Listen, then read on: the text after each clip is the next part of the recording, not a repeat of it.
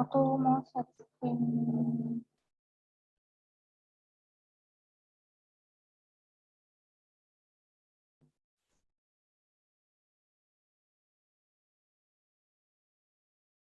Udah kelihatan belum teman-teman?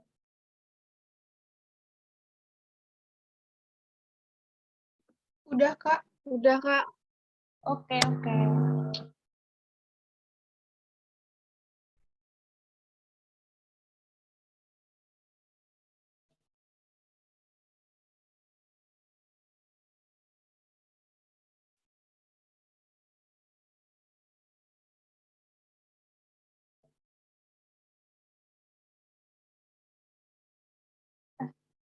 Apa nih? Di kalian hitam nggak sih layarnya? Enggak kok, Kak. Ada PPT-nya. Oh, udah. Oke, oke. Oke, mungkin teman-teman ada yang belum kenal ya sama aku. Jadi kenalan dulu, nama aku Yuniar Putriwardani. Kalian bisa panggil aku Yuniar, Yuni, atau Yun juga boleh. Aku dari FK UNER 2021. Jadi kalau kalian yang mau masuk FK boleh tanya-tanya guys sama aku. Boleh cek Instagram aku juga, Yuniar_PW, di follow boleh banget. Jadi sesuai sama judulnya, hari ini kita bakalan diskusi bareng tentang larutan elektrolit. Sebenarnya kalian udah belajar larutan elektrolit kan ya di kelas 10 semester 1 kalau nggak salah. Jadi mungkin ini bakal jadi kayak review singkat aja gitu, nggak bakalan banyak-banyak banget. Tapi larutan elektrolit juga penting banget sih buat pelajaran-pelajaran. Mungkin nanti di kelas 12 bakal ada kayak elektrokimia, nah itu juga biasanya larutan elektrolit masih nyambung-nyambung ke situ kayak gitu. Jadi perhatikan sampai akhir teman-teman.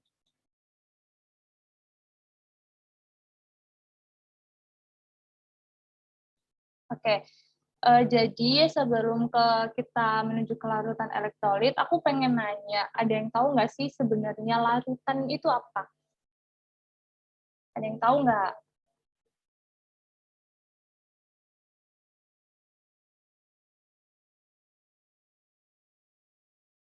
Ada yang mau ngomong atau mungkin boleh banget di kolom chat. Yuk, yuk. Siapa nih pacar Abel nih? Ih, siapa nih pacar Abel? Abel pacarku ya. Ih, ngaku-ngaku nih. Ayo pacar Abel. Apaan larutan tuh?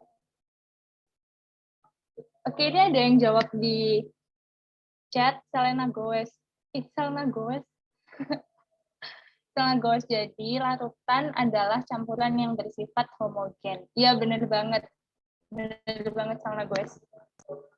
Jadi, larutan itu merupakan campuran yang bersifat homogen. Homogen itu artinya apa? Jadi dia kayak satu gitu loh. Kalau lawannya kan heterogen gitu. Kita kalau misalnya beli es cendol nih, itu kan kayak ada jelinya, terus kayak ada airnya. Nah itu tuh kayak heterogen gitu. Dia beda. Kalau misalnya homogen, gitu kayak jadi satu kayak gitu. Nah untuk membentuk suatu larutan itu dibutuhkan pelarut dan juga zat terlarut. Nah, biasanya pelarut ini kita pakai air ya, tapi nggak hanya air sih, bisa larutan lainnya. Cuman biasanya supaya gampang kita pakai air aja ya untuk kali ini. Dan untuk membuat suatu larutan itu kepolarannya harus sejenis gitu, karena dia kan homogen gitu, jadi harus sama. Gitu. Kalau misalnya polar ya sama polar, kalau misalnya non polar sama non polar. Jadi kayak nggak bisa non polar dengan polar itu dia nggak akan membentuk satu larutan yang homogen. Nah, di sini kita kan tadi aku bilang pakai air ya biar gampang. Nah, air itu sifatnya homogen. Air sifatnya polar.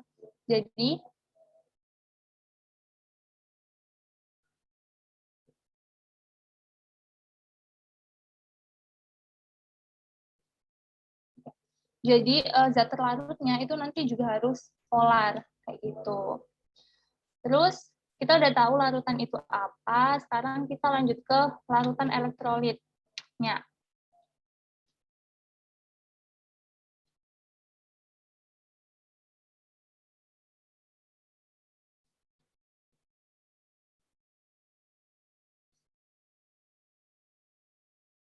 Ini udah ke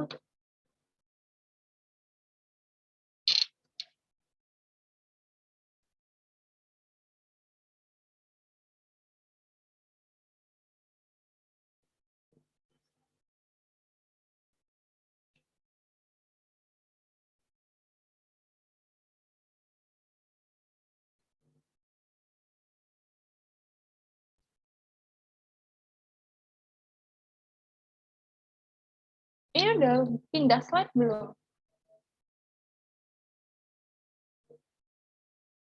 Udah, Kak.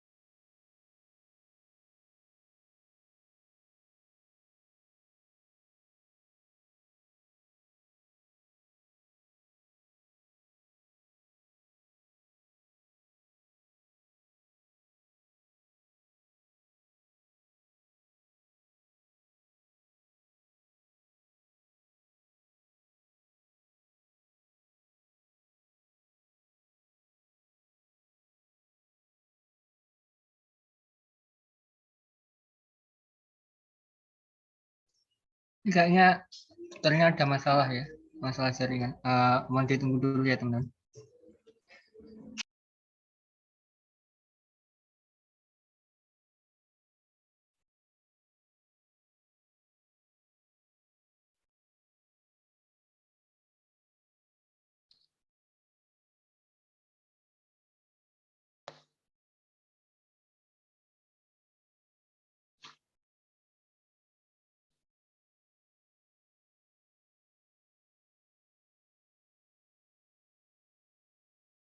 Oke, tadi kita udah bahas sampai mana nih?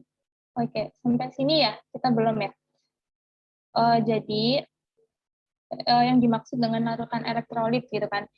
Jadi kayak sebagian besar, nggak sebagian besar sih, hampir semua orang kalau ditanyain larutan elektrolit itu apa sih gitu kan, mereka pasti jawab, oh larutan yang bisa menghantarkan listrik, kayak gitu. Nah, tapi sebenarnya kenapa sih dia kok bisa menghantarkan listrik? Nah, itu dia bisa menghantarkan listrik karena adanya ionisasi, kayak gitu. Jadi larutan elektrolit ini kayak zat terlarutnya itu dapat berupa dua. Yang pertama itu ada ikatan ion. Biasanya itu dari garam, terus dari asam kuat, basa kuat, kayak gitu. Contohnya ini ada NaCl sama NGCl2, di mana dia kalau dimasukkan ke dalam air itu bakalan mengion nih. Kalau NaCl2 jadi Na+ dan menjadi Cl-. Nah, untuk proses ionisasinya itu kita bisa lihat gambar yang ada di bawah ini ya. Jadi air itu kan polar ya, jadi dia punya kutub positif dan punya kutub negatif, kayak gitu. Dimana kutub positifnya atau polar positifnya itu adalah H dan yang negatif itu O, sehingga nanti kalau dia dimasukkan ke dalam air, si NaCl itu Na+-nya, ion Na+-nya itu bakal dikelilingin sama O, di mana dia negatif, kayak gitu. Begitu juga dengan yang Cl, dia bakal dikelilingi sama itulah kenapa dia bisa memisah jadi ion-ion gitu, jadi ion Na+ sama ion NaCl. Nah, biasanya suatu larutan elektrolit yang zat terlarutnya itu adalah ikatan ion, dia itu sifatnya larutan elektrolit kuat gitu. Kenapa kok kuat? Karena ikatan antara O dan Na+ ini kuat gitu. Jadi dia kayak susah untuk balik lagi gitu Na+ sama Cl-nya kayak gitu. Jadi benar-benar kepisah kayak gitu. Itu juga sama yang H dan Cl gitu. Dia kuat banget kayak gitu. Nah, terus selain dari ikatan ion, larutan elektrolit itu bisa juga disusun dari zat terlarut yang berasal dari ikatan kovalen. Nah, contohnya di sini ada HCl, Hi, H2SO4, HBr. Nah, tapi ikatan kovalen ini bisa membentuk larutan elektrolit kuat, elektrolit lemah, dan non-elektrolit. Kalau tadi kan yang ikatan ion kan membentuk cenderung membentuk elektrolit kuat ya. Kalau ikatan kovalen itu enggak kayak gitu. Jadi, oh ya, sebelumnya kalian udah tahu kan ya bedanya ikatan ion sama ikatan kovalen. Kalau ikatan ion itu dia menyumbangkan salah satu elektronnya ke temannya gitu, ke pasangannya. Kalau ikatan kovalen dia tuh kayak bareng-bareng gitu, dipakai bersama kayak gitu. Nah, jadi kalau yang ikatan kovalen yang membentuk larutan elektrolit kuat seperti yang udah aku bilang tadi, dia reaksinya mirip-mirip lah ya kayak gini, sama kayak dikelilingin. Nah itu dia ikatannya itu kuat gitu, ikatannya kuat. Beda kalau yang ikatan kovalen yang membentuk elektrolit lemah gitu. Jadi dia ikatannya agak lemah sehingga nggak semua zat terlarut itu memisah gitu. Ada yang tetap jadi apa ya? Contohnya di sini kita pakai apa deh? HCN ya, HCN. Misalnya HCN. Nah, itu ada beberapa HCN itu yang nggak terionisasi. Jadi terionisasinya cuma sebagian aja. Nah, itu bakal kita bahas di slide-slide berikutnya tentang derajat ionisasi nanti ya. Nah, kalau yang nggak membentuk larutan elektrolit, atau non-elektrolit, itu dia nggak mengionisasi. Contohnya di sini ada C6O12O6, C2H5OH, kayak gitu. Ada yang mau ditanyain nggak di sini? Ada yang bingung? Atau penjelasan aku masih kurang jelas? Ada yang mau tanya, teman-teman? Nggak ada ya? Lanjut aja ya. Keren sih. Teman-teman udah pada paham. Apa nih? Oke, lanjut aja. Nah, terus kita tahu kalau suatu larutan elektrolit itu bisa menghantarkan listrik karena adanya ionisasi. Nah, mekanismenya itu kayak gimana? Jadi, di sini kita ada katoda dan anoda ya. Kemudian dihubungkan dengan suatu sumber listrik, baterai, dan lampu.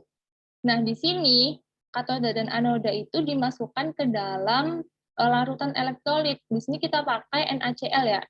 Kita tahu NaCl itu adalah zat yang berikatan ion gitu kan. Jadi dia termasuk ke dalam larutan elektrolit kuat ya. Nah, NaCl, larutan NaCl ini kan akan mengion ya. Jadi Cl- dan Na+. Nah, kalau misalnya katoda dan anodanya itu dimasukkan, Cl- ini dia nanti akan ketarik nih ke arah katoda gitu kan. Yang plus akan menarik yang minus gitu. Jadi sehingga di sini nanti banyak gelembung-gelembung guys. Di sini bakal banyak gelembung-gelembungnya kayak gitu. Karena ionnya kayak ketarik semua gitu ke sini. Nah, begitu juga dengan yang Na+ gitu. Dia bakalan ketarik ke arah anoda, yang negatif menarik yang positif. Nah, di sini juga bakal banyak gelembung-gelembung. Nah, karena NaCl ini adalah larutan elektrolit kuat gitu kan, jadi kayak seluruh zat terlarutnya itu mengionisasi sempurna. Jadi banyak ionnya gitu kan, banyak yang ketarik.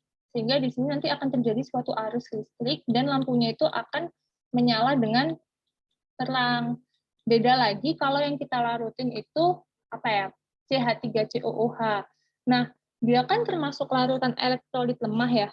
Sesuai yang aku bilang tadi, kalau larutan elektrolit lemah itu nggak semuanya gitu. Nggak semuanya dia mengion. Ada apa ya? Ada yang nggak mengion gitu, ada yang tetap jadi CH3COOH gitu. Nah, itu jadi nanti gelembungnya di sini tuh cuman sedikit karena emang mengionnya sebagian gitu. Jadi ionnya itu kayak nggak banyak kayak gitu. Jadi gelembungnya cuma sedikit dan otomatis nyala lampunya juga redup gitu, nggak seterang yang larutan elektrolit kuat. Kalau misalnya kita celupin ke larutan gula, dia nggak bakal menyala gitu kan, karena larutan gula bukan larutan elektrolit, larutan non elektrolit kayak gitu. Di sini ada yang mau ditanyain? Belum, Kak. Oke, udah paham ya. Next deh.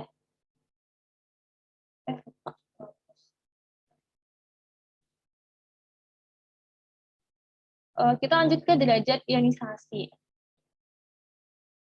Derajat ionisasi. Jadi sebenarnya apa sih derajat ionisasi itu? Derajat ionisasi itu adalah perbandingan jumlah molekul yang terionisasi dan jumlah keseluruhan molekulnya. Jadi molekul yang mengion itu ada berapa? Nah, itu kita bandingkan dengan jumlah molekul yang kita larutkan kayak gitu. Kalau di larutan elektrolit kuat, molekulnya itu akan mengion semua. Jadi dia mengion sempurna kayak gitu. Kalau di larutan elektrolit lemah, dia cuma mengion sebagian aja. Makanya dia lemah kayak gitu. Kalau di larutan non elektrolit, dia tuh nggak mengion sama sekali. Nah, di sini misalnya kita punya 4 molekul lingkaran dan segitiga. Nah, kita masukin ke dalam air. Kalau misalnya 4 molekul ini adalah zat yang merupakan bisa menjadikan suatu larutan itu larutan elektrolit kuat, maka dia bisa mengion secara sempurna. Ini kelihatan nggak sih guys? Warna hijau segitiganya. Terusnya nggak sih ya warnanya? Jadi dia bakalan mengion sempurna, bakalan memisah gitu. Ini ada 4 lingkaran dan ada 4 segitiga, bakalan mengion sempurna.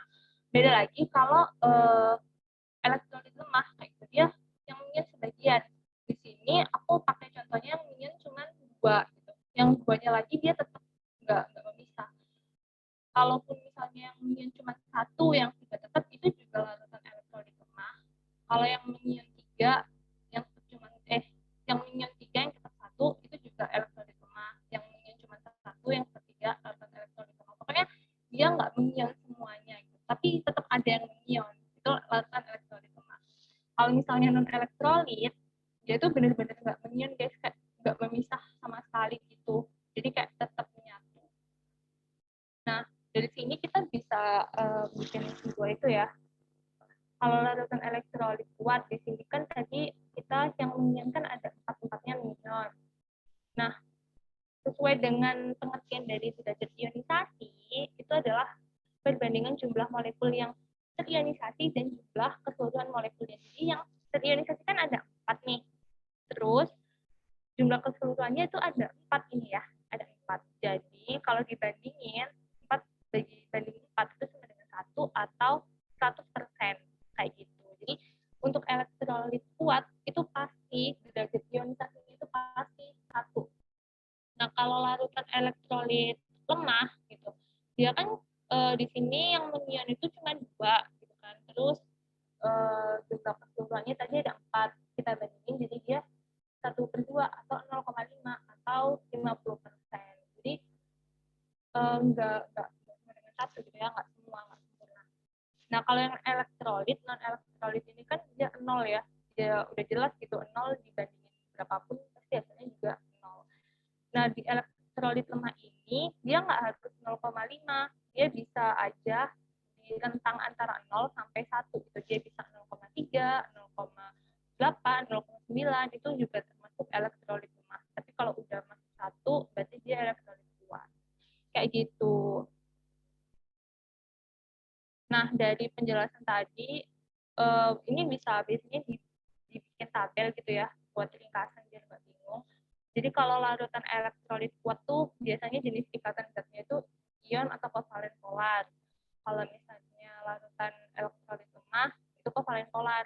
Kalau larutan elektrolit dia juga kovalen polar aja. Tapi yang membedakan apa? Yaitu tadi kekuatan ikatannya itu ya yang bikin dia beda. Kalau larutan elektrolit lemah dia kekuatannya kayak lemah gitu ikatannya sehingga dia nggak mengion secara sempurna. Kemudian nyala lampu kalau elektrolit kuat. Kalau kuat udah pasti terang ya. Kalau lemah dia redup. Kalau non berarti ya nggak menyala.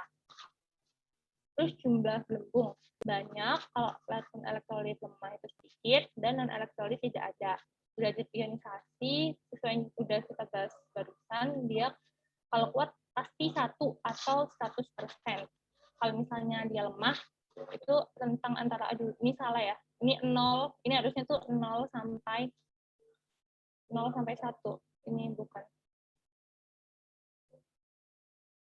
0 sampai 1 ya, guys. Maaf, salah.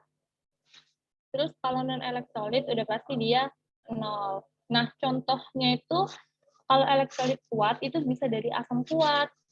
Misalnya asam kuat apa deh? NaCl ya, paling gampang mah. Terus kalau basa kuat juga bisa, terus garam-garaman gitu. Terus kalau larutan elektrolit lemah, karena dia lemah ya, berarti asam lemah dan basa lemah. Kalau misalnya non elektrolit itu biasanya gula, alkohol, urea, dan lain-lain. Ini berarti cuma sedikit guys, kalau larutan elektrolit cuma itu aja ya. Kita cuma review lagi, jadi kita langsung aja ke kuis. Nggak kuis sih, kita bahas soal bareng aja ya. Bahas soal bareng. Itu aku cuma nyiapin 4 soal. Gampang banget kok larutan elektrolit, kalian pasti bisa. Ini soal nomor 1, ini gampang kan ya? Aku kasih waktu berapa menit nih buat kalian jawab. Boleh banget dijawab di kolom chat, nanti kita bahas bareng-bareng setelah kalian semua pada jawab. Aku kasih waktu 1,5 menit, 90 detik deh ya, 90 detik cukup kan? Bisa kan? Bisa lah. Bisa ya, 90 detik ya. Oke, nanti 17, 8, 20, ya. Nanti pukul 20.18 kita bahas bareng. Jawab di kolom chat ya guys.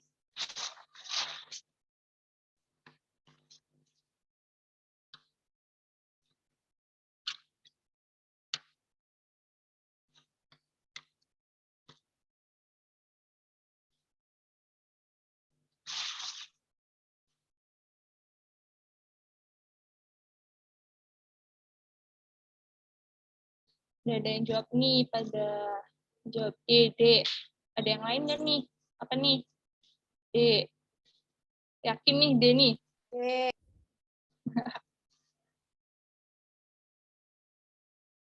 Ada yang jawab A.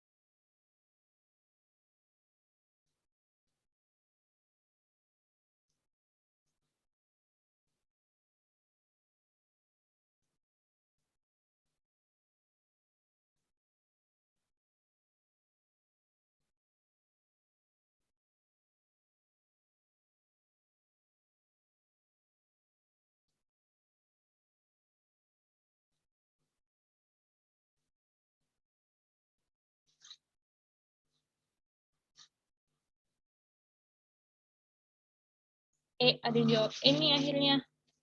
Yang jawab C ada nggak C? D. Kok ganti? Kok ganti? Udah itu ya. Udah 18. Kita bahas aja ya. Kalau pada meskipun belum jawab.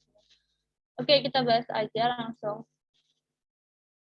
Jadi yang ditanyakan tadi kan yang memiliki daya hantar listrik yang paling kuat gitu kan. Jadi kalau daya hantar listrik yang paling kuat berarti dia semakin kuat juga dong ya elektrolitnya gitu. Nah, kita tahu tadi di pilihan yang nomor di pilihan A nih, di pilihan A sama pilihan C, dia kan elektrolit lemah ya. Jadi kayak enggak deh dicoret nih kandidat A dan C. Terus yang B ini non elektrolit kan kita coret juga gitu. Karena nggak mungkin gitu.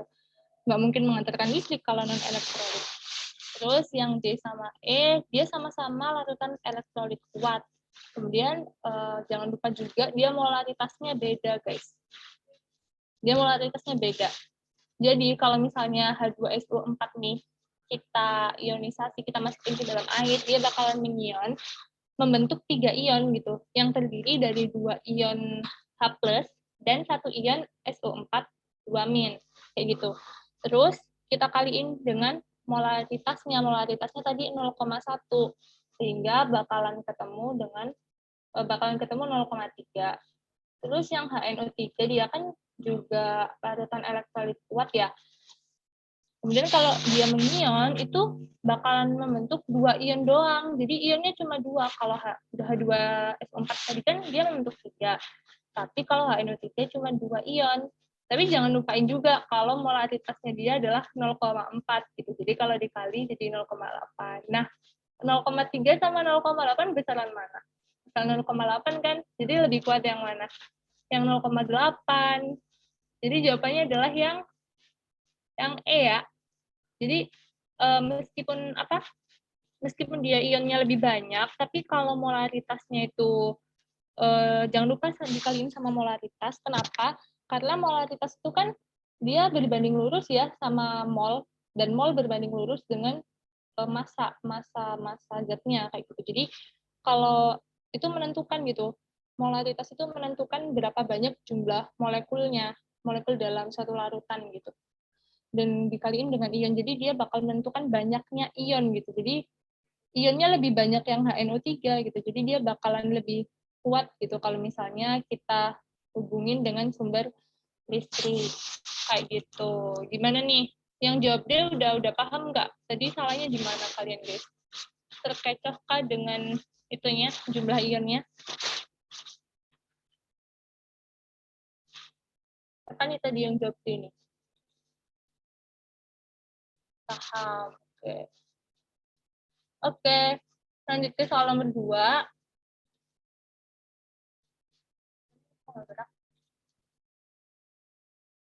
Nah, nih, kelihatan nggak? Kurang gede nggak? Tuh. Oke nih. Aku kasih waktu berapa ya? 2 menit deh. 2 menit. 0823. Kita bahas.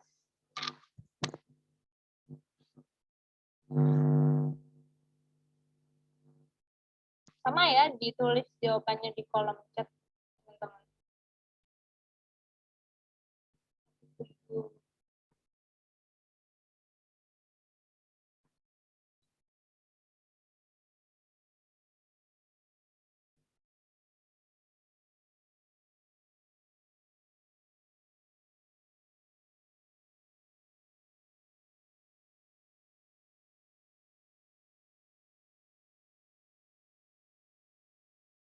Ada nih, belum ada yang jawab nih. Gak apa-apa kok, aku sabar menunggu guys.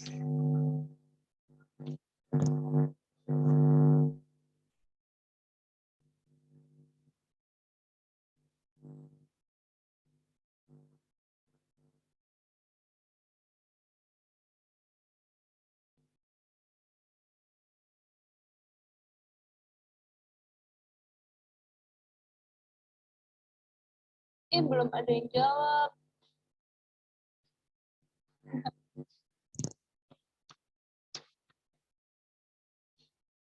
Apakah kalian menemukan kesalahan, teman-teman? Aku masukkan ya?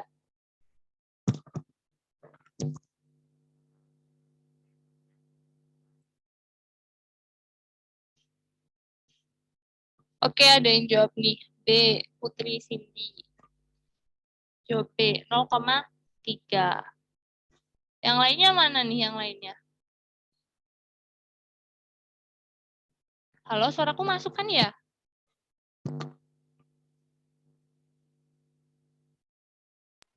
Oke, Kak. Oke. Terima kasih. Yuk, mana nih? Masa yang jawab Putri Cindy doang? Bingung kah, guys?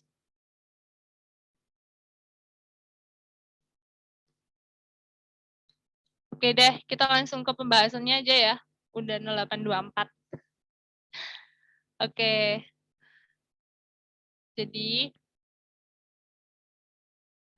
gini, di sini kita punya 67,5 gram H2O3 dilarutkan ke dalam 1000 ml atau 1 liter air ya. Pada reaksi setimbang dihasilkan sisanya itu 20,25 gram. Berapakah derajat ionisasi reaksi tersebut? Nah, kalau bersisa udah berarti udah pasti dong dia itu nggak sempurna gitu. Kalau sempurna dia nggak mungkin bersisa guys.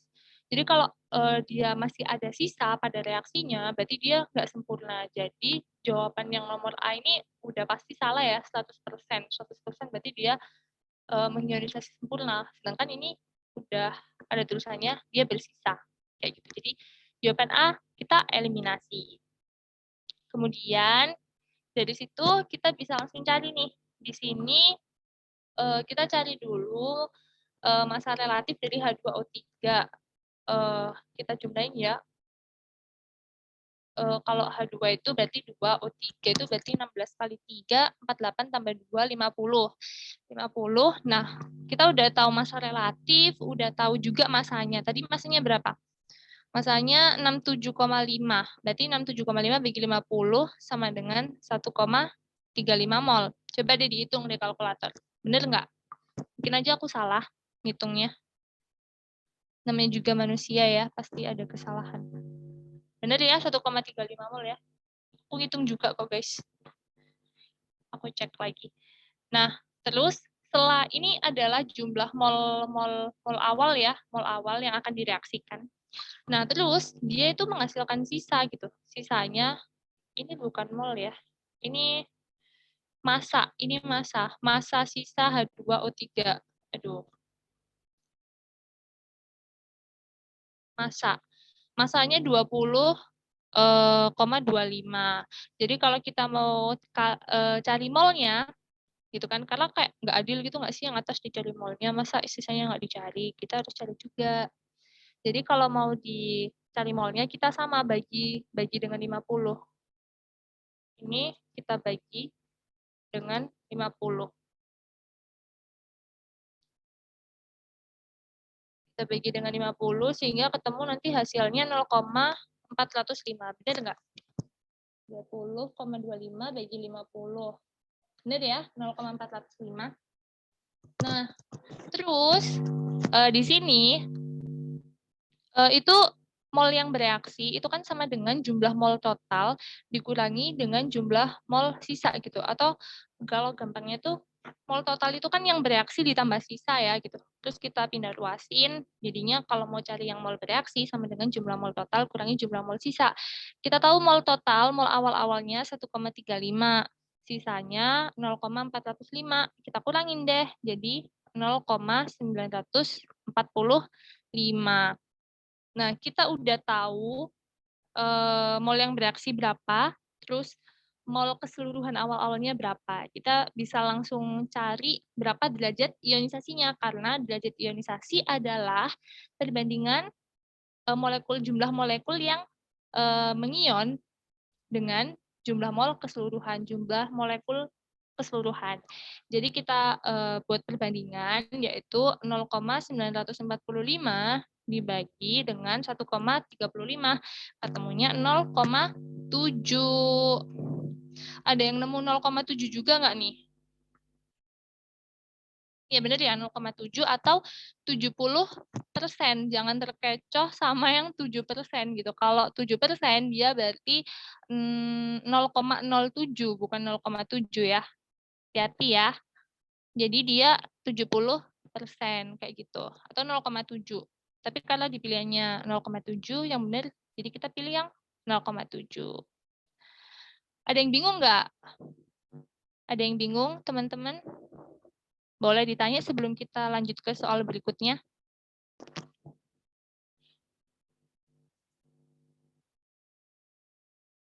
Nih, Kak, rumus derajat ionisasi itu selalu begitu. Iya, jadi derajat ionisasi itu selalu apa ya? Intinya derajat ionisasi itu mol yang bereaksi dibagi dengan jumlah mol totalnya, atau kalau nggak ada mol bisa kita gunakan perbandingan massa, karena massa dengan mol itu kan berbanding lurus gitu, atau mungkin perbandingan molaritasnya juga bisa, karena mol, massa, molaritas itu berbanding lurus. Pokoknya dia yang mengion atau dia yang bereaksi dibagi dengan jumlah awalnya, kayak gitu. Udah paham Yusuf? Teman-teman lainnya udah paham? Oke, ini udah paham ya? Soal nomor 2 udah clear ya? Kita lanjut ke soal nomor 3.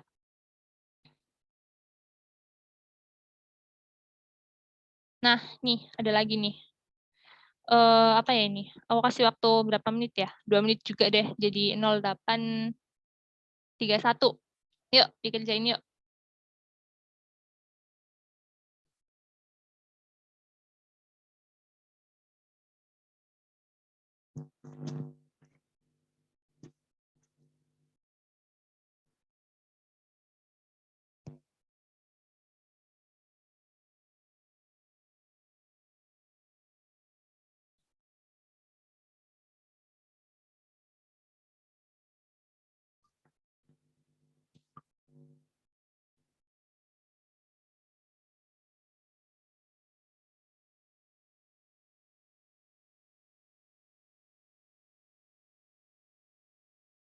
Udah ada yang nemu belum nih?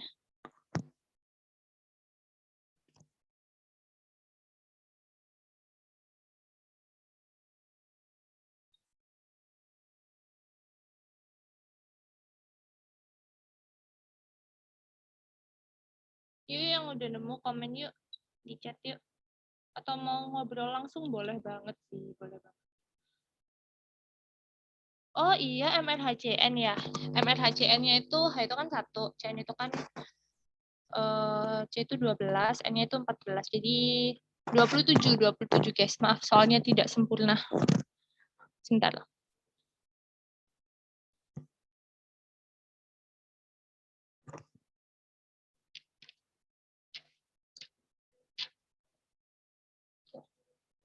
Itu guys ya udah ditambahin.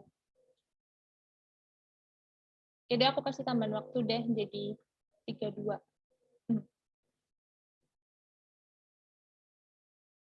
Oke, ada yang udah nemu C, terus A.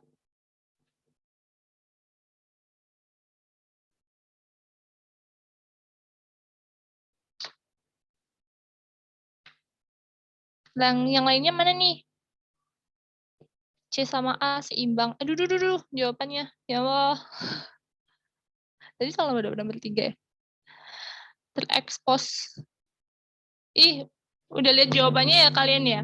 Enggak kan? Belum kan? Belum lihat kan? C, Kak. Oh, C. Oke, C. C, A. Seimbang ya? A yang jawab apa dapat? 2 yang jawab C, 1 sama yang tadi ngomong 2. Seimbang nih. Nggak 1 A. Oke, A.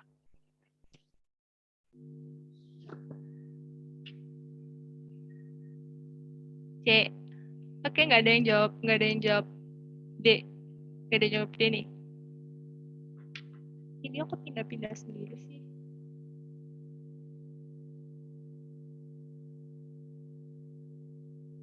Oke.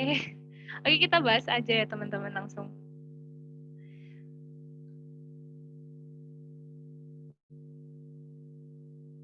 Nah.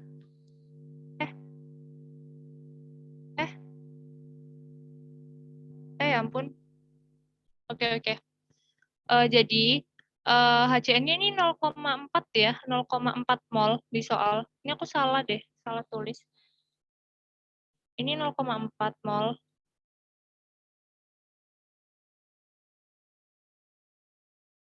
Aduh ini.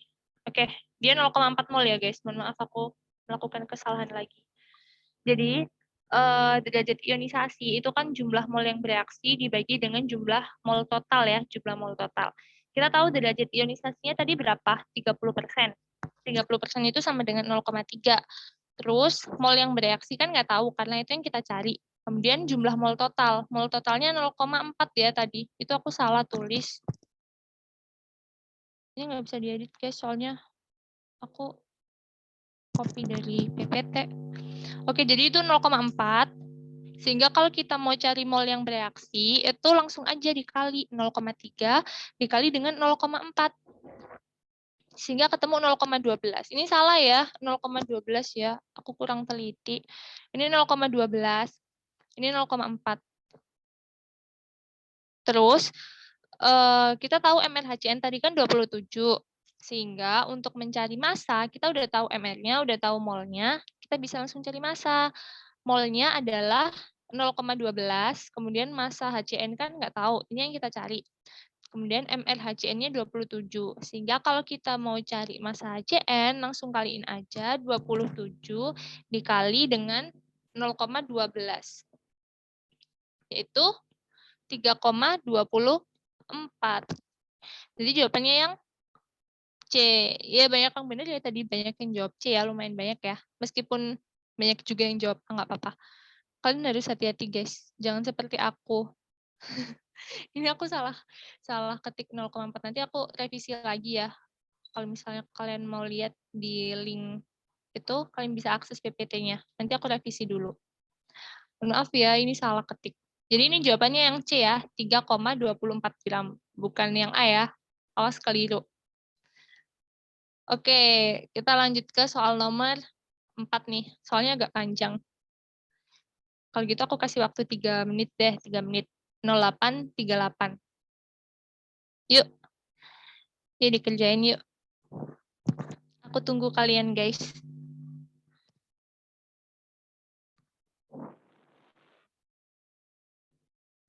BTW nomor 3 udah paham kan ya? Kalau nggak paham bilang ya. Karena aku tidak bisa membaca pikiran kalian. Kak, itu opsinya nggak salah tuh Ah, yang mana nih? pilihannya. Oh iya ya ampun. Oke, bentar. Bentar ya.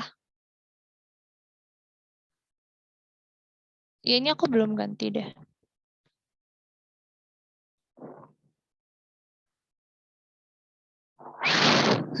Iya guys, mohon maaf. Ini PPT-nya aku bikinnya itu salah pakai nama, jadi dia kesebar-sebar gitu.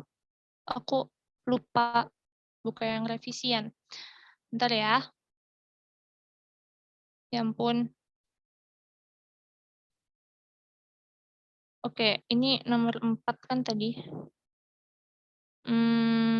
Oke, udah bentar. Aku share screen lagi ya. Ini. Udah nampak, guys? Udah kelihatan? Udah, Kak. Oke. Boleh langsung dikerjain.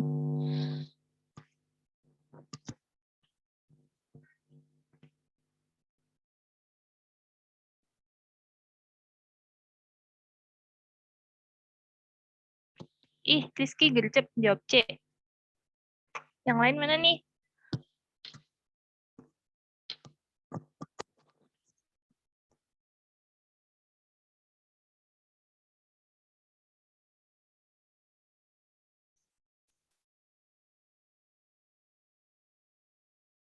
Biasanya kalau soal larutan elektrolit tuh yang ditanyain tuh kayak tentang sifat-sifatnya yang ada di tabel itu tadi, guys. Tapi karena itu kan terlalu terlalu mudah ya, jadi kayak aduh, harus diberi yang sedikit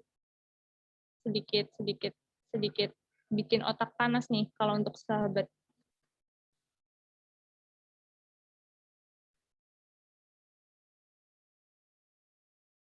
Oke, Rizky keren banget semangatnya membara. C karena cobel. Kok cobel? Cobel. Ayo C karena apa? Dikasih alasnya juga kalau jawab deh. Ayo, biar seru. C. C karena apa? Yang jawab C, yang jawab A karena apa? Yang nggak jawab B, jawab A karena apa? Aku jawab apa ya aku ya?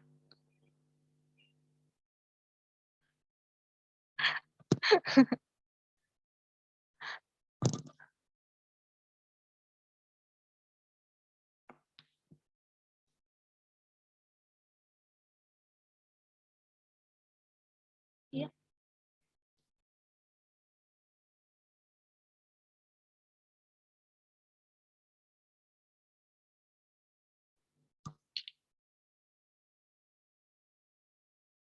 Oh oke Uti, jawabannya F. Ih, keren banget F. Ya ampun. Ya ampun, aku apresiasi kamu cerdas sekali Uti. Ya ampun, terharu aku. Mungkin aja ada yang jawab lagi nih. Apa nih?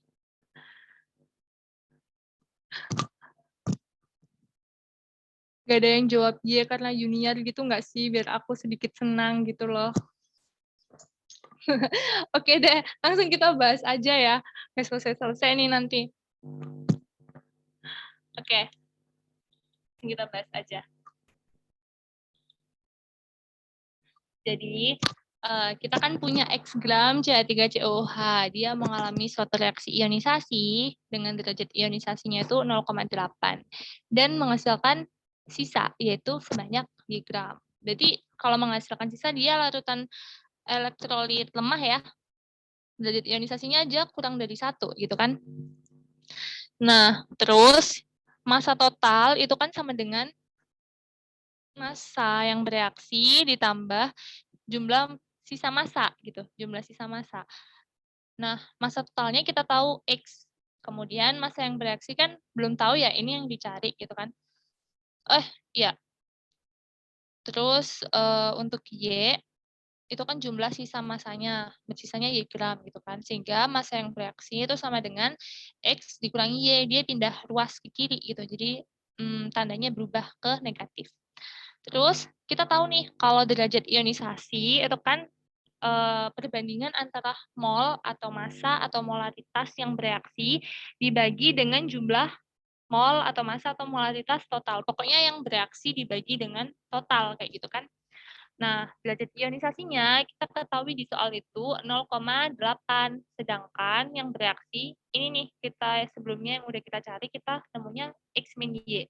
Kemudian jumlah mol totalnya itu adalah X, kayak gitu. Sehingga kita kan cari perbandingan X dan Y ya. Nah, ini biar gampang, ini kita kaliin ke sini. Jadi 0,8X sama dengan X min Y. Kemudian kita samakan koefisiennya, guys. Yang X ketemu yang X, yang Y ketemu yang Y, kayak gitu. Karena di sini Y-nya sendirian, dia jomblo kayak aku, gitu kan. Jadi udah dia sendirian aja, pindah ruas sendiri ke kiri, biar dia positif ya. Kalau negatif-negatif, susah hitungnya. Kayak enak sih, lebih nggak enak. Kemudian, di sini kan X, kemudian yang 0,8X itu pindah ruas ke kanan, jadi dia negatif.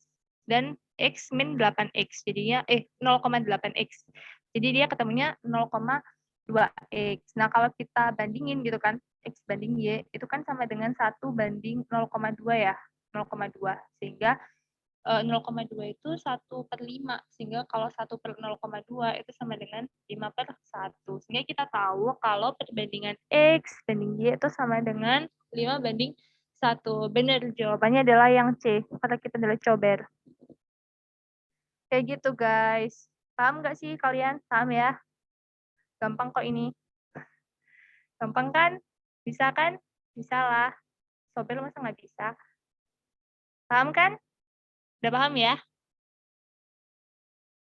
Oke, sekian itu tadi dulu yang bisa kita bahas bareng, yang bisa kita diskusiin bareng. Oh iya, buat kalian jangan lupa scan barcode di depan layar kalian ini. Boleh kasih ulasan dan juga jangan lupa traktir ya guys. Kasian banget aku jomblo, jadi traktir aku tolong. Tolong ya, maksa banget aku traktir. Pokoknya harus ditraktir. Oh IG. Oh iya guys, IG. Boleh di-follow ya guys. Kegayaan banget. Boleh di-follow. Kalau mau tanya juga boleh.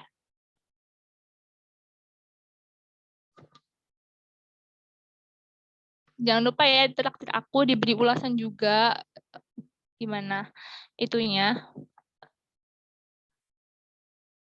Mohon maaf banget kalau misalnya tadi aku sempat error keluar dan beberapa soalnya banyak yang tipe. Mohon maaf banget karena manusia tidak ada yang sempurna dan memang aku tidak sempurna guys. Jadi mohon maaf. Terus untuk kata-kata, pemilihan kata dan juga penggunaan kata yang aku sampaikan kurang berkenan di hati kalian, minta maaf yang sebesar-besarnya. Semoga ilmu yang kita pelajari hari ini, yang kita diskusikan hari ini bisa bermanfaat buat kalian. Bagi kalian yang mau masuk PTN, semangat. Semoga bisa masuk ke PTN tujuan, ke jurusan yang kalian inginkan. Segitu aja dari aku. Sampai jumpa guys. Sampai jumpa ketemu